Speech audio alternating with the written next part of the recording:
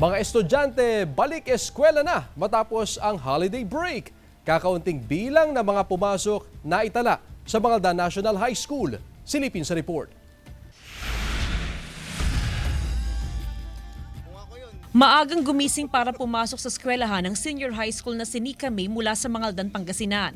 Imbes magklase, naglinis na lang siya ng kanilang silaralan dahil mag-isa lang niyang pumasok sa kanilang klase ngayong araw. Medyo puyat po kasi nga po, January 2 pa lang. Naglilinis po ako ng room kasi ako lang po mag-isa yung pumasok. Opo.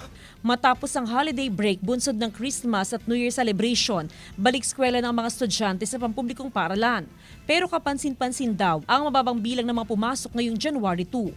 Sa Mangalda National High School, 25 hanggang 28% lang, katumbas ng halos 2,000 estudyante sa kabuuang mahigit 8,000 estudyante ang pumasok ngayong araw. Bukas araw ng Biyernes, inaasahang mas konti ang papasok ng mga estudyante dahil marami ang hindi pumasok at hindi nakapagklase ngayong araw.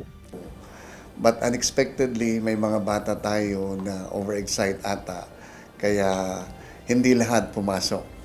Dahil maraming estudyante ang hindi pumasok, magpapatupad ng enrichment activity ang pamunuan ng Manghay para makahabol sa aralin ang mga estudyante. Doon sa mga bata na hindi nakapasok today or tomorrow, may mga enrichment activities naman si teacher eh. Hopefully, may modular kasama rin yan. Doon sa mga wala, they are given enrichment to complete doon sa mga topic. Kasama si Daryl Peralta, Jasmine Gabriel Galban, One North Central Luzon.